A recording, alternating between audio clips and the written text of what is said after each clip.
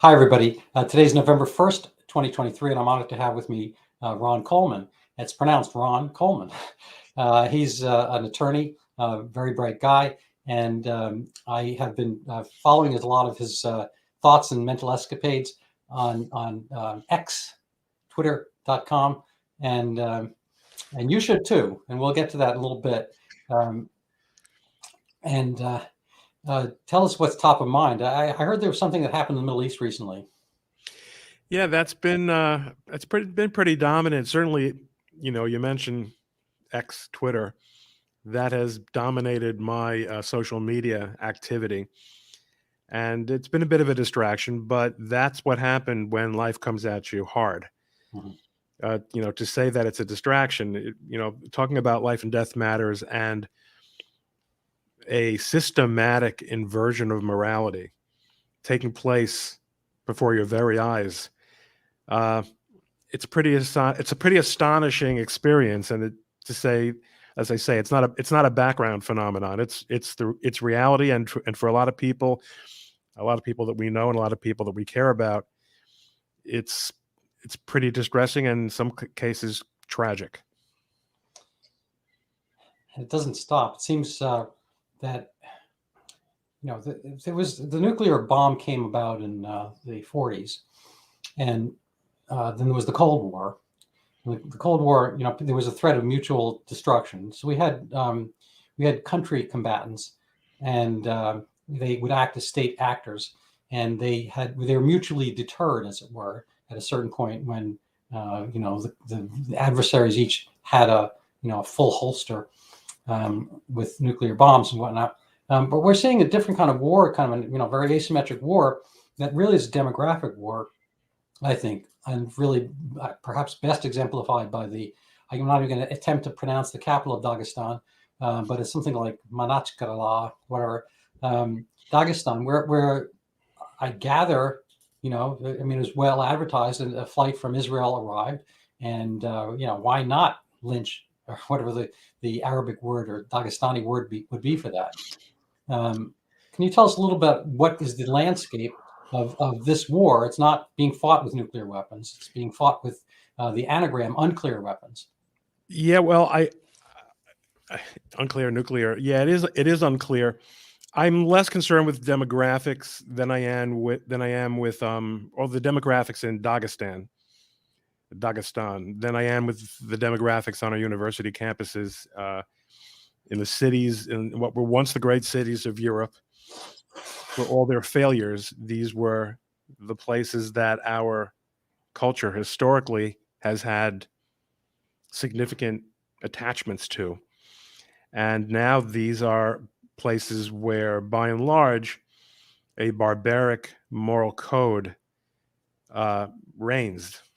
And the people who have allowed it to happen, invited it to happen, and for all practical purposes are encouraging it to continue happening.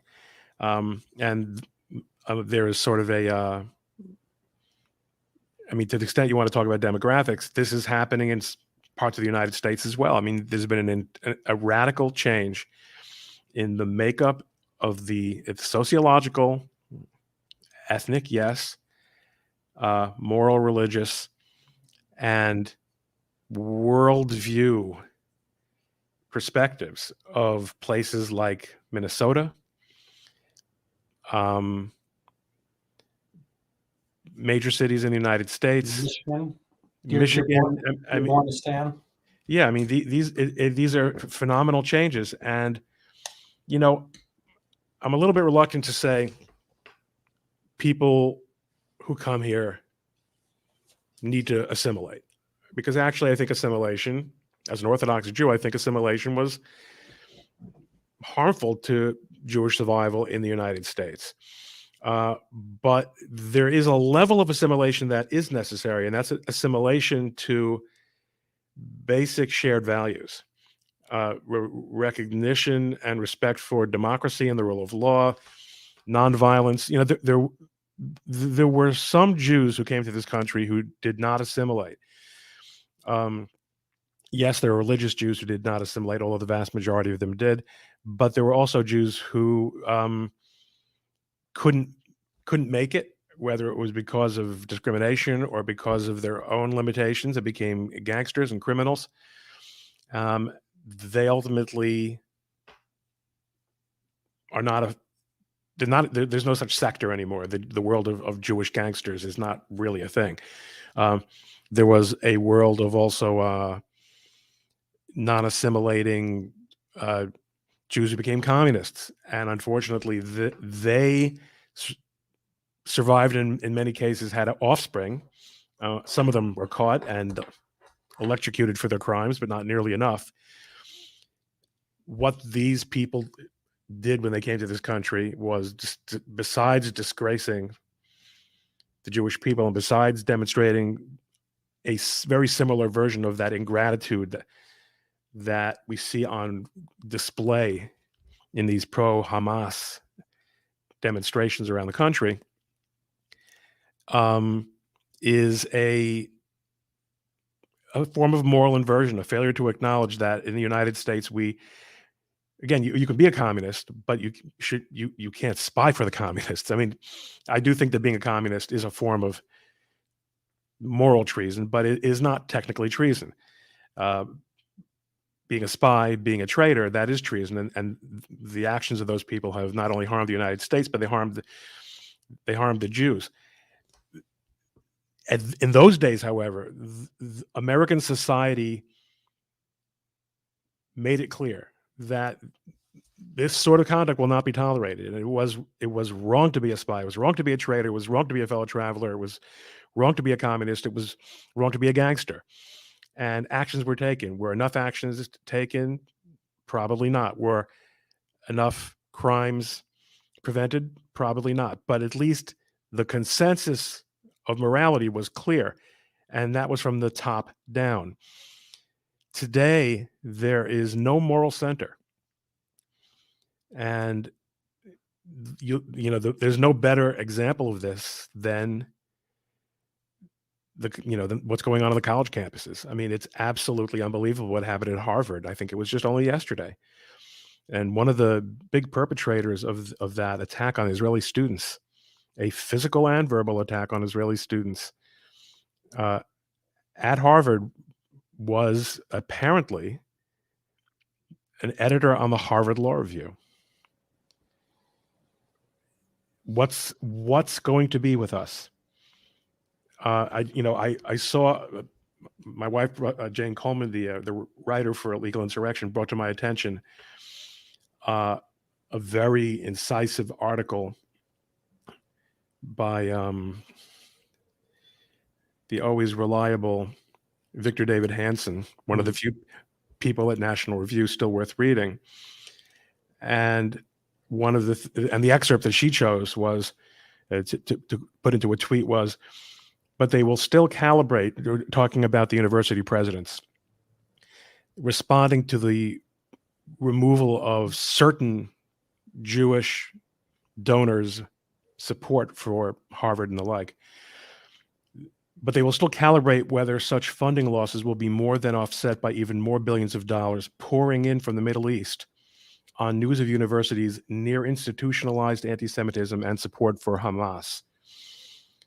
And I also plucked a quote from that, which was, "No college president wishes to concede that the fusion of its guest students from the Middle East and its DEI industry is at the heart of visceral hatred of Jews." I had the privilege of attending one of the great universities in one of the great times for that university as an undergraduate, Princeton University. It was truly an atmosphere of intellectual, inquiry, and was there a certain amount of political correctness? There was. I remember in particular, sponsoring an event on behalf of a conservative organization, and And the flyers for my event were pulled down throughout the entire campus. But you know what? That's trivial. That happens. This was the mid 80s. Now, Princeton has become one of the most intolerant campuses in the United States, and it's really a shame. And guess what? I said this on Tim Pool a couple last week. I'll say it here too. To some extent, I blame the Jews. Many of these institutions are led by Jewish presidents and Jewish deans, or at least deans with some Jewish heritage, Jewish last names. And in their misapplied conception of what their moral duty in this world is, they think that tolerating intolerance is some kind of mitzvah, so to speak, some kind of what they call tikkun olam. It's not. It's the exact opposite. A blessing, healing the world. Right. It's the exact opposite. They're not repairing the world. This is literally what destroys the world. And it is just it's absolutely unthinkable to send your child, and I'd really to call 18-year-olds children is one of the preposterous lies about higher education in this country. What colleges have done for generations now has been to arrest adolescents. And even to retard adolescence, that is retard growth that has already taken place towards adulthood.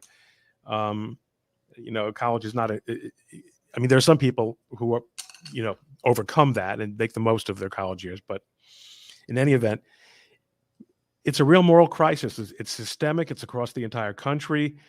The fact that some Jewish donors who are influential, Jews are successful, Jews do have money, Jews are high achievers, so they do have some influence, but the extent to which it has become acceptable to come out of the woodwork and be explicitly anti-Semitic and say, well, I'm not anti-Semitic, I'm anti-Israeli, and here's why. Well, I'm anti-Zionist, and here's why all Zionists control the world. Here's why all Zionists control the international money supply. And here's why all Zionists poison the wells. I mean, if you're just going to repeat classic anti-Semitic tropes and just use the word Zionist instead of Jews, you really aren't fooling anyone, and no one should be fooled. But yeah, this is a pretty it's a pretty stunning moment, and a lot of people of good faith. I mean, I will tell you that I'm speaking to you from Palm Beach, Florida today. I'm attending an event here, and in the airport in Newark yesterday when I flew in, just a total random Caucasian-American woman, blonde-haired lady, came up to me, seeing my obvious. If my face didn't say it, I guess if I didn't wear a yarmulke, she couldn't just look at me and say, wow, you're a really Jewish-looking guy, and I want to give you my blessing. Although it wouldn't be that hard. It would probably be offensive. But because I kind of look like a rabbi, she just stopped to me in the terminal and said, "Sir, God bless you. God bless you." And I get a lot of messages like that. I get a lot of messages on social media, and I'm very active on Twitter, X. And the overwhelming personal messages that I've gotten, 99%, have been from friends, many of whom are people that I have never interacted with. Just asking how I am. How's my family? Is everyone okay? Are we worried? Are you and your family doing all right? This must be really hard on you. And I'm very grateful for these expressions of concern and affection and support. Although when I have the time to really answer, I often remind people that growing up in a survivor family, and being now, in my 60s, I'm old enough and having a background appropriate enough to know that this is, in fact, the typical experience of Jews in the world, not the previous half century or so or let's say 2 generations of relative peace and support. this is more like what our history shows us. And if that shocks some Jewish people into reassessing what it means to them to be Jewish and what they want to do about being Jewish, and hopefully turns it in a positive way, then maybe that's something positive that can come out of this. I'm not, I don't have the sufficient shoulders to say, oh, this is all for the best. I mean, everything God does for a reason. Everything God allows to happen, He allows to happen for a reason. But this is pretty heavy business.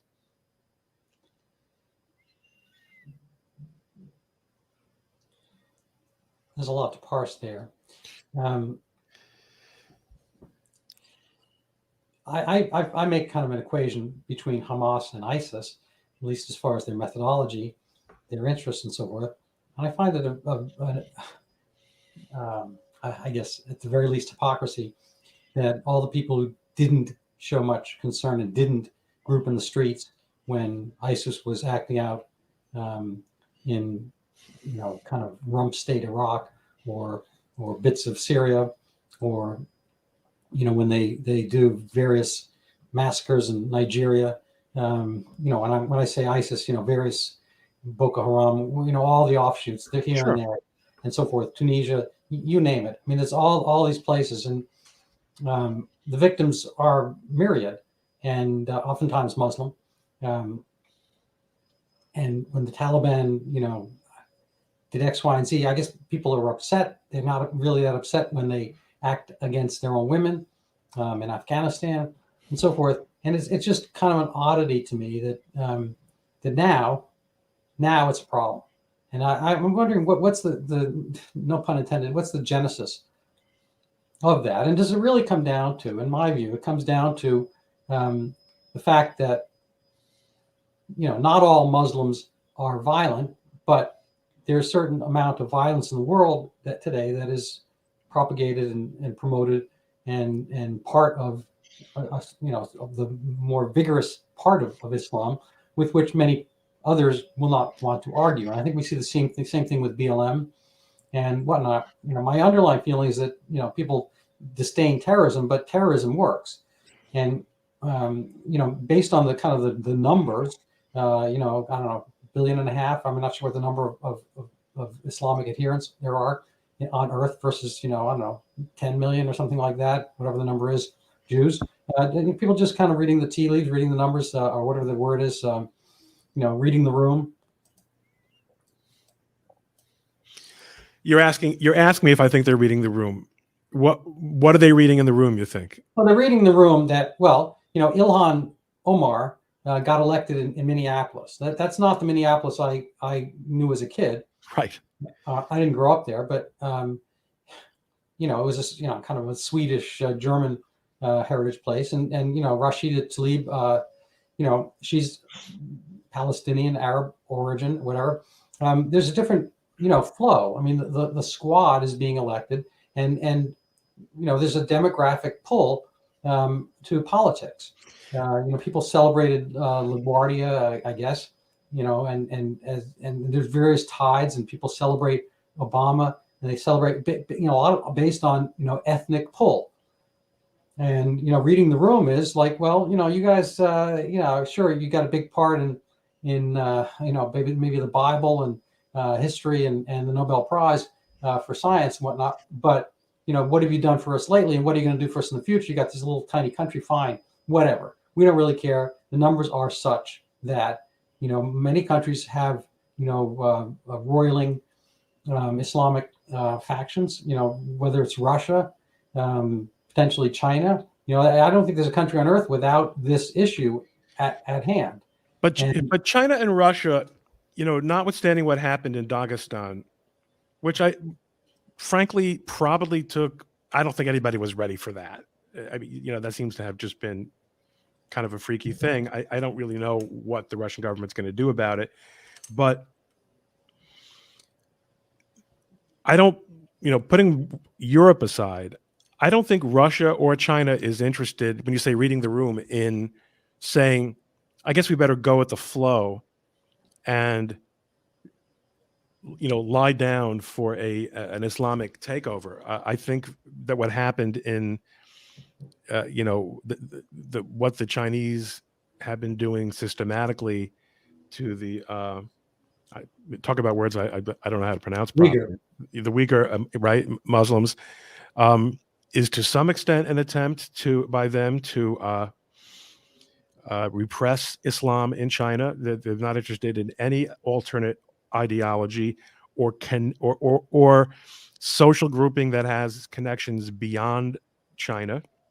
And similarly, what the Russians had their own civil war against the Muslims in Chechnya, right? The thing about the Eastern Europeans and to some extent the Chinese is they're unapologetic in saying we have an ethnic heritage, and let's put Ukraine and Russia aside. That's simply doesn't fit into this discussion.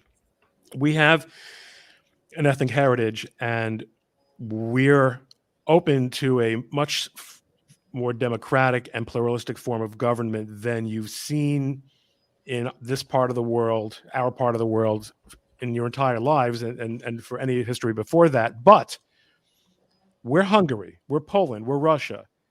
We're not going to become Lundistan. We're not going to let our countries become overwhelmed demographically by an element that is not only strange to us, but hostile to who and what we are. We have simply not, and when I say we, I include myself. We have simply not grappled with what that means for the United States, because we had this, confidence that people would come to America and become Americans, and you could retain a sort of, ethnic identification. And as I said, you might lose something in the assimilation. And again, what did Irish people lose by assimilating? If you're Catholic, you're still Catholic. What did Italians lose? If you're, again, there are ethnic ties, and those add richness to life. But for Jews, you have the religious component, and it's more complicated. But nonetheless, there has been this requirement that you accept democratic and traditional moral norms. And that has been abandoned with respect to the forced immigration, the immigration that has been forced on Americans by one political party and by one branch of government, which is the judiciary. The judiciary has basically allowed this, vast amount of illegal immigration to take place and made it impossible for the other branches of the government to do anything about it, even in those times when they wanted to. Right. And now we're faced with that demographic fait accompli that we must grapple with. And so far, very few institutions are succeeding at that task.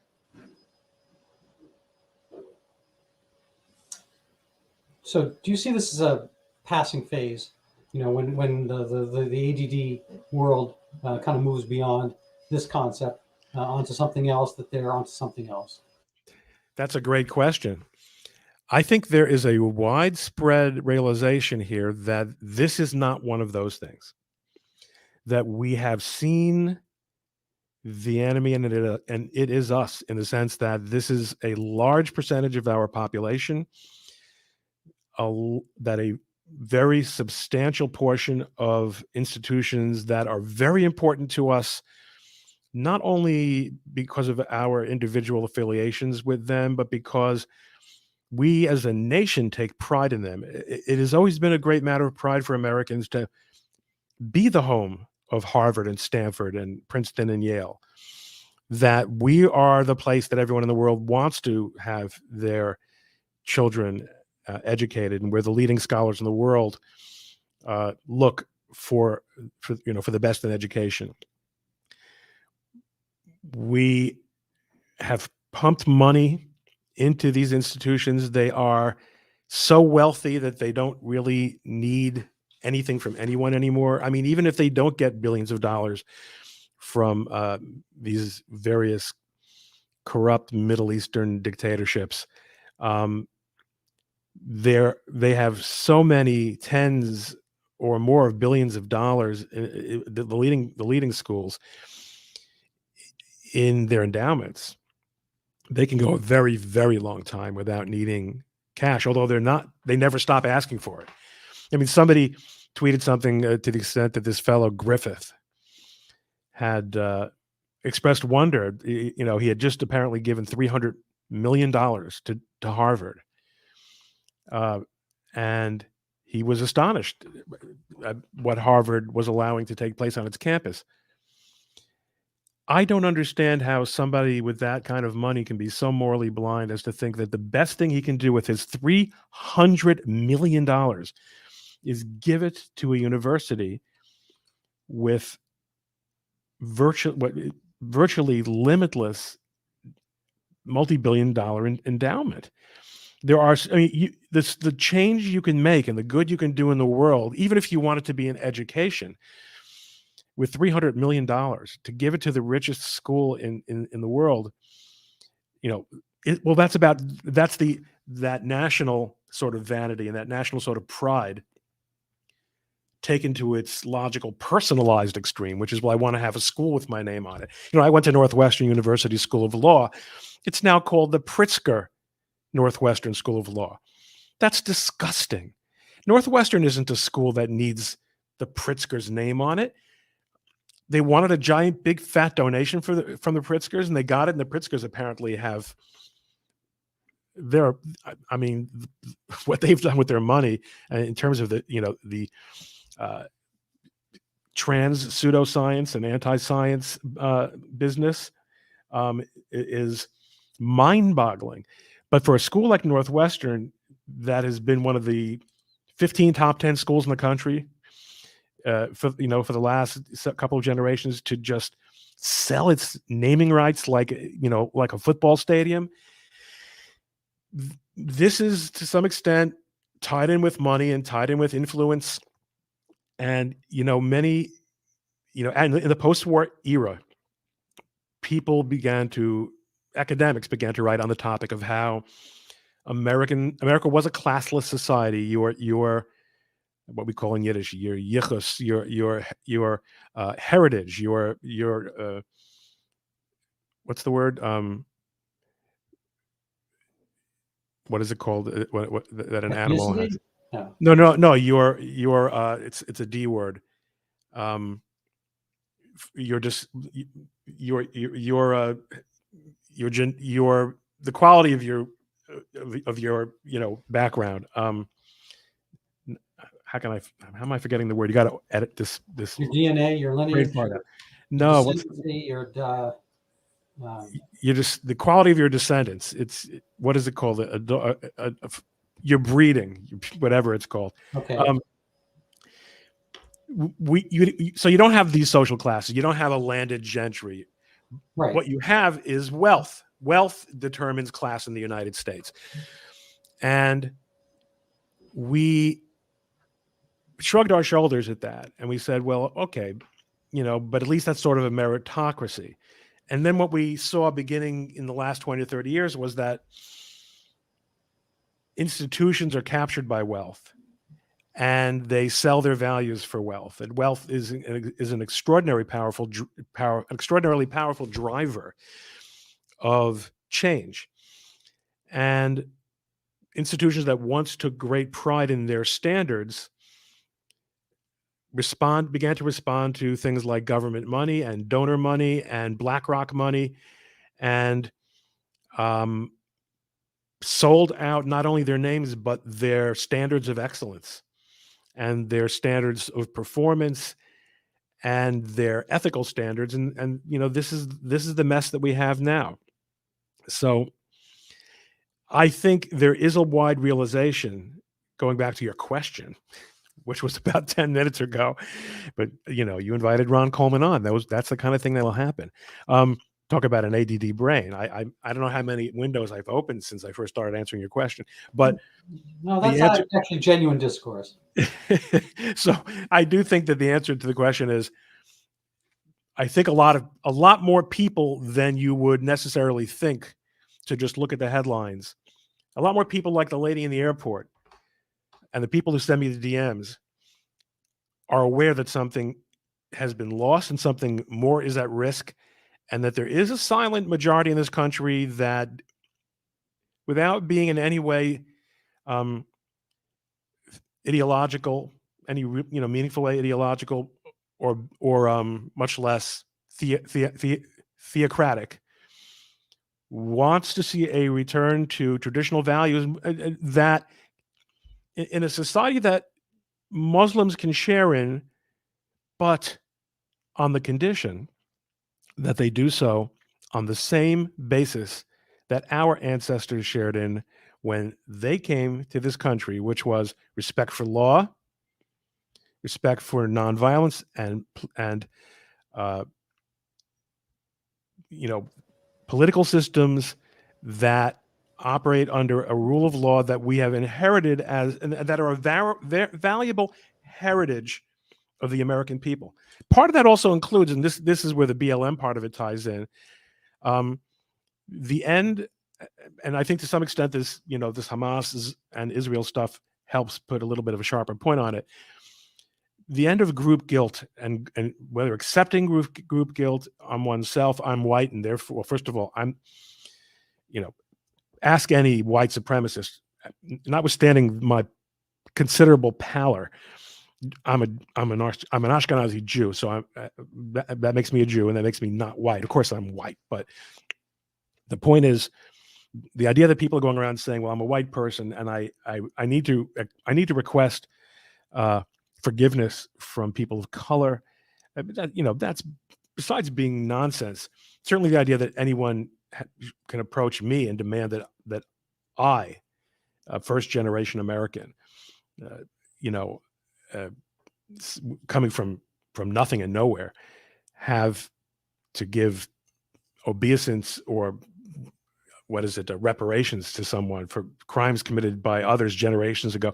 The whole idea, it's not so different from you're a Jew and therefore you're a Zionist, and therefore you're not allowed to support or express support for Jews, or even you have to renounce your heritage or your identification. That's all got to go out the window. Everyone's an American in America. We've got a worldwide problem, but I can't fix France. I can't fix the UK. I certainly can't fix Dagestan or Blondistan. Good one, right? I got that.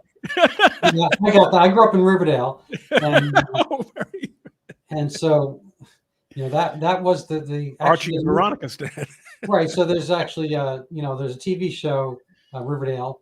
I never got to see it, but I did live there. But I never saw Dagwood or anybody. Dagwood or Blondie. But in any event, I do think, I think that we are facing a reckoning, and I think that this is not going to be something that's a passing fad. True and serious and frightening, and I use that word,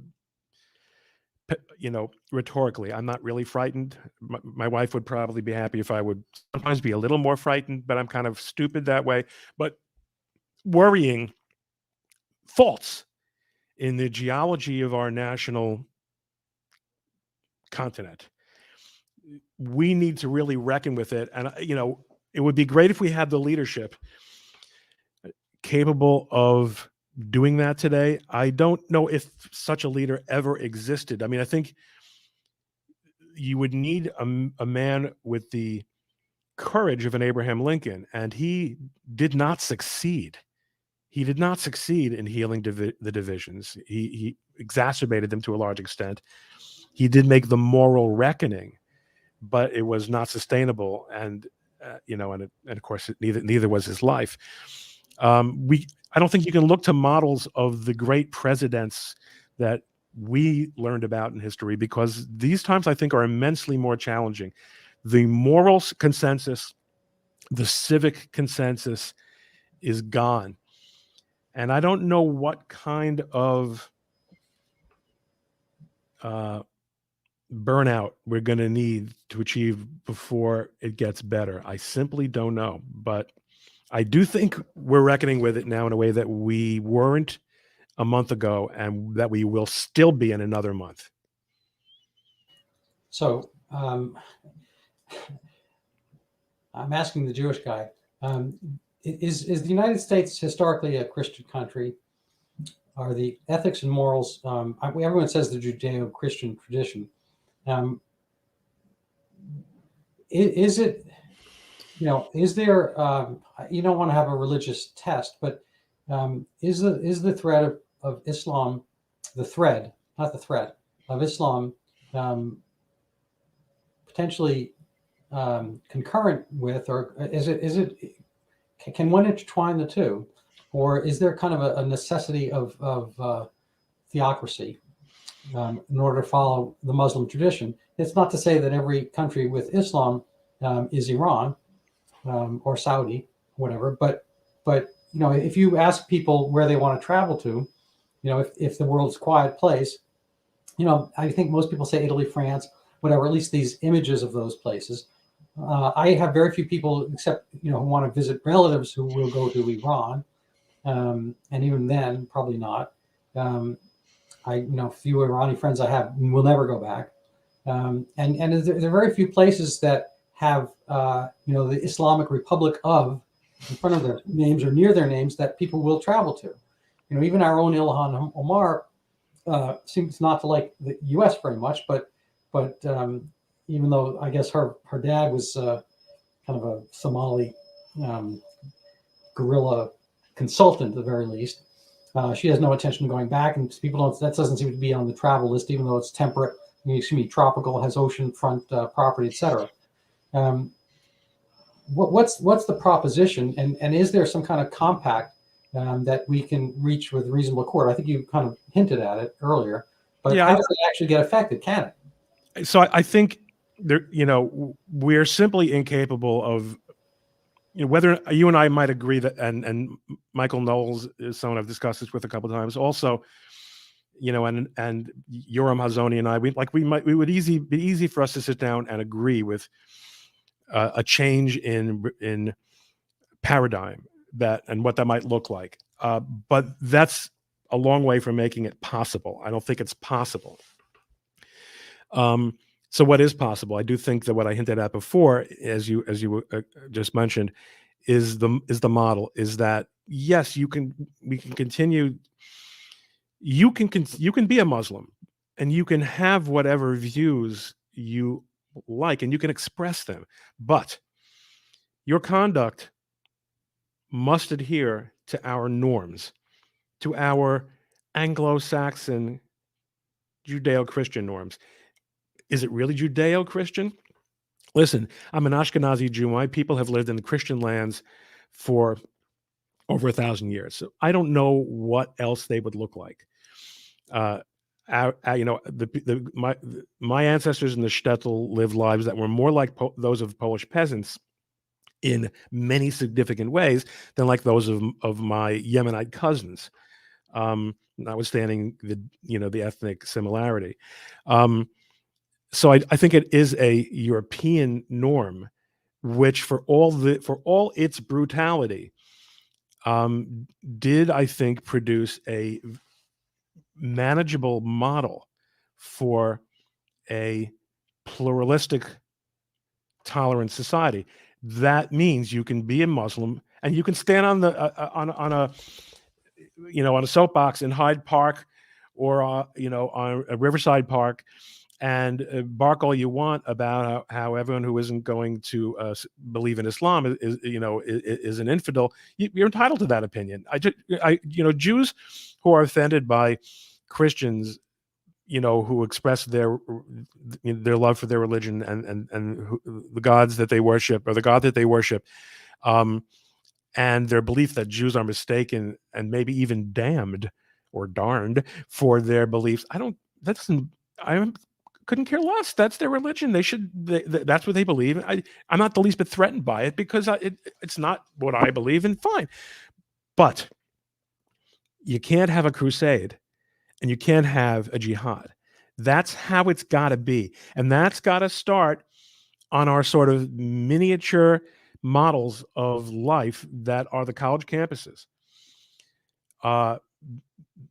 It We're not there. We're completely inverted from there. When we demonstrate that we can push back in those little worlds, then we can push back in the real world, and that is, I guess, job one. Yeah. Can we stipulate that college, administrators are cowards? They are not only cowards, but they tend to be mediocre figures. Right. There's a fabulous book. I had on the author Scott Johnston, who we didn't coincide. I think he's a few years younger than me at Yale, and he wrote the book called Campus Land, which I highly value. My metaphor, I think, it sounds like I was not the first one to think of that. That the campuses. I mean, look. I assume you read God and Man at Yale. Yeah. That's a foundational book in the conservative canon, and Buckley was wrestling with something that he turned out. Growing up as a conservative in this, in the 70s and 80s, all the things that were threatened and all the things that were poo-pooed all came true. They're all true now. Everything that conservatives warned about. And yes, there is something about the campus. I think it's an apt, device to say, is that our future? Is this a microcosm of our society? And that's not because the vast majority of people are affected by what happens at Princeton and Yale directly. They're not. But these are the elites. I'm not describing you and I as elites as such, but in a way we are. We're having this discussion. We're privileged to be able to have this discussion. Regardless of what you and I say, we'll both be able to feed our families, and after this episode is uploaded. And some people will even listen to us. So we're influential in that regard. And part of it is because we had the privilege of great educations. So I'm sorry I interrupted you, but No, that's fine. I just think that the cowards, they are willing to go. So there's two different. There's a very obscure definition of schooling, which is what fish do. Okay, so fish school, and I don't know why they call that, but basically, I love this metaphor. I haven't let go of it all through COVID and everything like that, and I actually have it in one of my books to be published. But fish school, they follow each other somehow. They're all moving in the same direction. They I don't know whether it's scent or visual or some pheromone thing that they pass around. Anyway, they all move one direction and then they all move the other direction.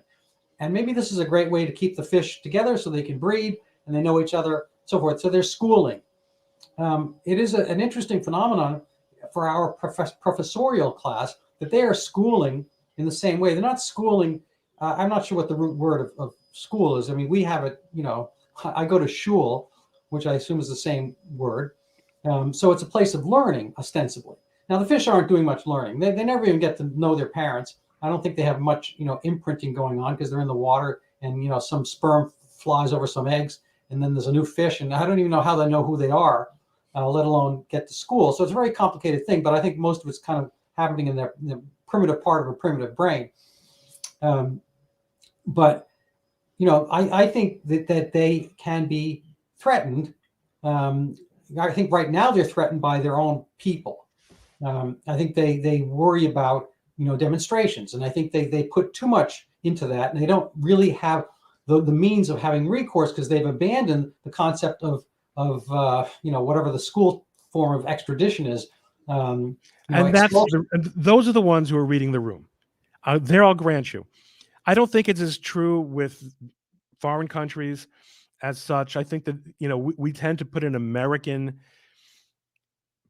framework into the way other countries look at things that is probably inappropriate. But I certainly agree that institutions like that, because these tend to be mediocre and easily frightened people who are in positions of extraordinary privilege, and don't want to do anything to endanger the good lives that they have built. The same thing with a scumbag like Chuck Schumer. I mean, here's a guy who for years would barge his way into Jewish organizational, dinners, insist, in New York, insist on being given an opportunity to extend his greetings from the podium. And he would say, "I'm the Schumer Yisrael." Schumer actually means someone who works with fat and rendering. But he would make a play on the word shomer, which is a Hebrew word for guardian, right? So he said, I'm the Shomer Yisrael, but he didn't mean the Jewish people. He meant the state of Israel, because in his infantile brain, the best way to ingratiate yourself with all Jews is to say, I'm pro-Israel. That's not of interest. That's not really of great interest to him. What's the main thing that's of interest to him is being reelected forever. And since the voters in New York that support him insist that he support Israel, then that's what he does. But did he stop the Iran deal under Obama? No. And did he have the power to do so? Yes. So he's worthless. And but in each sector, you do have these people who capture these a perch, and yes, they follow the school, they swim with the current. And going back to my earlier point about leadership, I don't know I don't think Donald Trump, frankly, is that leader, because he's divisive.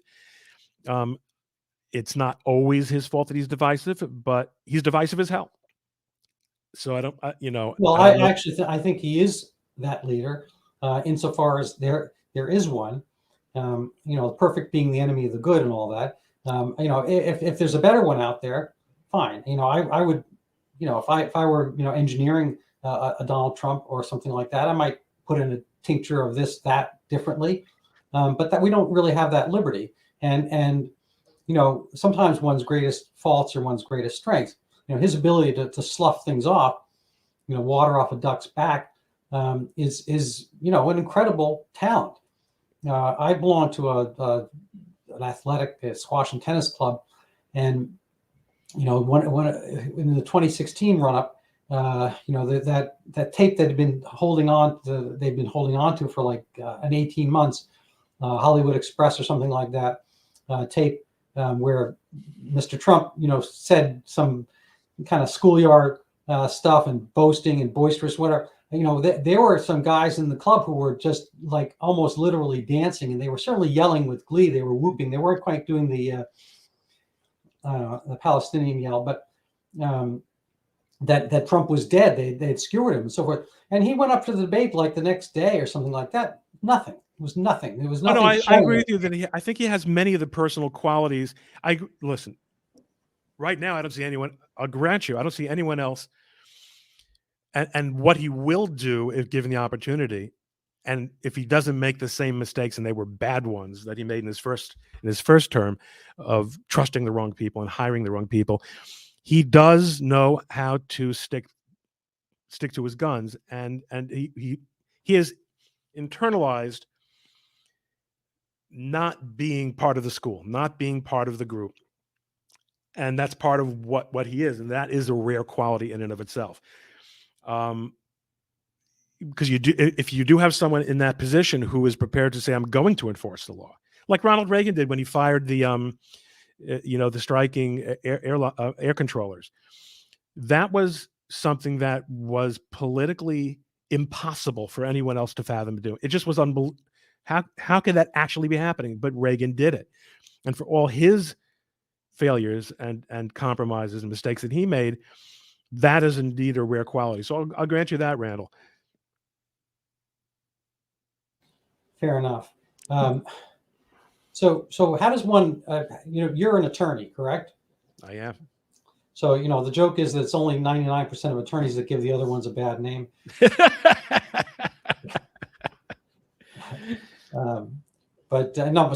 got a lot of attorney jokes. My dad was an attorney, so I admire them, but it's not to say that I don't have my share of jokes about them. But so let's put on aside from your kippa, let's put on your lawyer cap and ask how to provide a reasonable ballast to universities, since that seems to be part of our topic here, to ensure freedom. So isn't that part of their pact? If I get on an airplane, pay a few $100 to go to Cleveland or something like that, it's incumbent for that flight, the owners of that flight, to keep me reasonably safe. And they do that. They check for box cutters and I don't know, all kinds of items and so forth. They want me to keep to my seat. They don't want me to smoke a cigarette, and so forth. And I get off the flight, I can mill about. And I'm not their problem anymore, vice versa. Colleges cost substantially more. And they get government funding on top of it all. They get Pell grants and this grant and that grant, aside from all the research funding and all this kind of stuff. I don't think we have a willing administration currently on a federal level, but on a state-by-state basis potentially, and or on a legal, say lawfare kind of basis. Are there any things happening on this end, and do you have any creative legal concepts for that? Well, there is. You're right. There are things happening. I mean, in the legislatures, first of all, a lot of this contagion came in through the state university systems. I think that the elite schools were really standing up to this, both in terms of academics and campus environment, for a very long time. But the state schools, which are dominant, which are giant, and which are, funded by the state, there's a lot the legislatures can and should do with placing conditions on continued funding of a lot of programs that are the home bases of a lot of this moral and cultural subversion that we're witnessing. I do think that it would be entirely appropriate. In fact, it would be inappropriate not to re-examine what we consider to be a not-for-profit. It's ridiculous that schools with tens of billions of dollars that pay in the bank, and which pay administrators multi-million, and football coaches sometimes multi-million-dollar salaries, are treated as nonprofits. The fact that there is no profit earned by a shareholder obscures the fact that there is a great deal of profit earned by the cadre that, for all intents and purposes, owns and operates these institutions for its benefit, for their benefit. There's no reason that these endowments should continue to be untouchable. There are a lot of ways that we can deal with that, and I think we should deal with that. We need to also have an immigration policy and to enforce it. Almost every immigration visa, let's talk about legal immigration first, has requirements. They need to be enforced. You can't come to this country under a visa and support terrorist organizations. We're kind of running out of time, but I do think there are legal ways. The problem with them is the political willingness to enact them on the legislative side, and also the utter sense of arbitrariness on the judiciary side. Judges basically rule. They do whatever they want. They're not accountable. I don't know how I would go about changing that, because I do think I think there's a lot to be said for lifetime tenure, but give me till our next chat, and maybe I'll come up with a. Would you come back on again? Because I enjoyed talking. Well, I appreciate it. Thank you. Yeah, sure, I would. Yeah, I'm easy. Anything rather than do my. I will double your stipend on the next visit. Right. I appreciate it. I'm just going to end with a quick self-promotion here. I do have. Let's see if I can find it here. Oops. I'm going to have trouble with it. Maybe I'm not going to be able to pull it up right this second. Yeah, you can fold it in later. Yeah. Anyway, I have a book called Overturning Zika. It is about the last great pandemic. It disappeared. It was on Amazon. It's Overturning Zika. So if you want to help support my videocast, you can go buy that. It's even better if you read it. And even better than that, if you comment on it and so forth, pass it along. There's a lot of instructional material there. It happened elsewhere for the most part, but our own Dr. Fauci, you might remember that name, when he basically stole from writ large cancer, diabetes, other kinds of research monies in order to plow it into Zika, and basically force the hand of our Congress to, make $1 billion fund for Zika, which was not a U.S. problem at all. And it's probably this has disappeared completely. It had disappeared by the time he did this, even in mid 2016. And probably the original science was not there. There is Zika. It's a real virus. And there is microcephaly, which is a real but very rare problem of congenital childbirth issues. And it just so happens that one doesn't cause the other. How do we know that? It hasn't recurred anywhere on Earth. It never recurred even in Brazil. It didn't occur in Venezuela and Colombia, that bad first panic year, and so forth. So there's a lot of instruction there. They're coming out with a vaccine. Wasn't warp speed.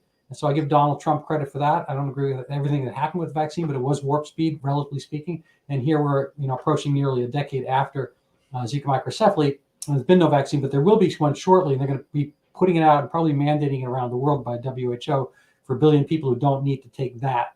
And then they're going to declare victory. That's my little conspiracy theory for the world, unrelated to our topics at hand. The bigger things at hand. Oh, it's related. It's related. It just does. We don't have time to connect the dots, but they are definitely related. So how can people follow you and or help you, and how let us know what we can kind of do or mobilize to help get better campuses basically. Well, I'm at roncoleman.com. Not at Ron Coleman.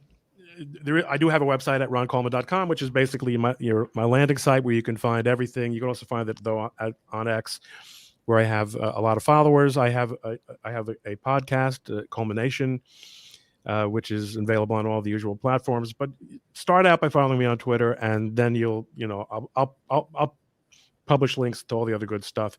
Okay. And I really appreciate your having me on. Oh, that's lovely. I'll send you a copy of the Zika book. I think it's frankly it's one of the more fascinating things I ever came across. I'm not as an infectious disease guy. I've never seen a case of Zika. I've never seen a case of microcephaly. Never been to Brazil, but I was sitting on wherever I sit usually, and came upon this, and I was just mystified that nobody had really pointed out that the thing disappeared. It's kind of the emperor's new clothes, and I think there's kind of I don't want to use the cabal word, but certainly people are entrenched in getting money. They don't necessarily want to point out that they should not be getting it anymore because the thing that they got it for doesn't really, have all that import. Well, it's kind of like white, collecting money against hate, and then spending it on looking for white nationalists and parents at board meetings, and ignoring what's going on in the Muslim Brotherhood and CARE and the like. Yeah, I think they do that because they are scared. I think if mothers at school boards started bombing things, they would have a different import. They would. Unfortunately, like I said, terror works. Yasser Arafat died a billionaire. Mishal, whatever his name is, the Hamas guy, apparently multi-billionaire. It's a very, very lucrative proposition. That's right. And that is how we school. We school. We listen, we read, and all that kind of stuff. But if somebody wants to blow us up, we're like, oh, I'm going to, have to pay attention to that. Anyway, thank you so much. My pleasure. Let's talk again soon. I appreciate your open candor. Thank you for coming. All right. All the best. So long.